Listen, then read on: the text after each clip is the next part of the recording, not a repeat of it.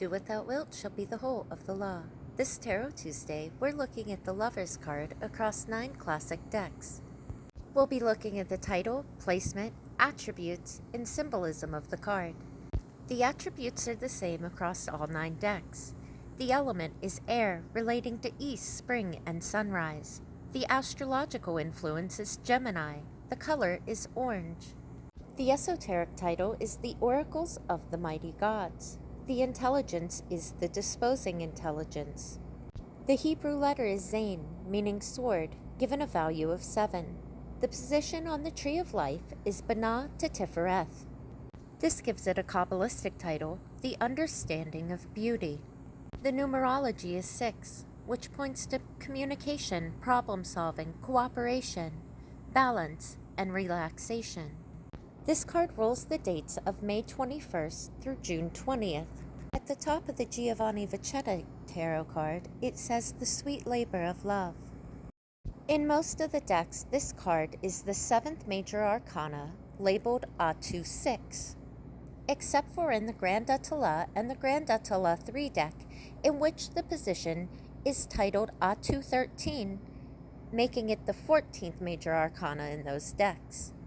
In most other decks, Atu 13th is related to the Death card. The French term for orgasm, la petite mort, which literally translated means the little death, draws a clear enough symbolic connection to link the changes in these cards. We can also draw connections between the meanings of the numerology of the lovers being 6, showing communication and problem solving, with the numerology of death being 13, showing structure and stability, as the former leads to the latter.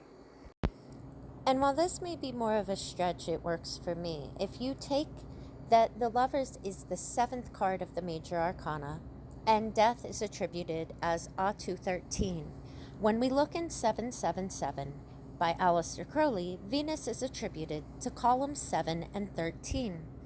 Only 13 includes the dark and light aspects of love, shown by the Virgin Artemis and the dark goddess Hecate.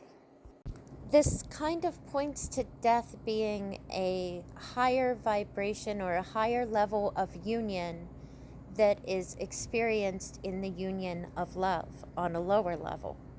In the Atala 3 deck, the title is changed to the High Priestess. For me, this furthers the symbolic connection between the lovers and the highest expression of Venus as a female goddess of darkness and light. The sides of the Grand Atala 3 Lovers card reads Le Grand Prêtre, a French term that is traditionally given to the highest ranking person in a religious movement or a sovereign priest. The literal translation is the big or great priest, but in this card, it is presented as a female priestess.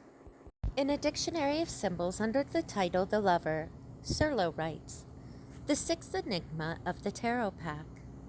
It is related to the legend of Hercules, which tells how he was given the choice of 2 women, the one personifying virtue, or decisive activity, vocation, sense of purpose, and struggle, and the other vice, passiveness, surrender to base impulses, and to external pressures.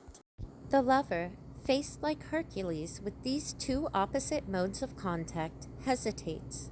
He has party-colored clothes divided vertically. One half is red for activity, and the other green, neutral, for indecision. On the positive side, this mystery card implies the making of the right choice and represents moral beauty or integrity.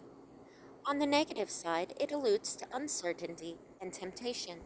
For me, this legend of Hercules, with the choice between the woman of light and the woman of dark, furthers the symbolism found in 777 under column 13, with the Virgin Artemis and the dark goddess Hecate representing the unity of all.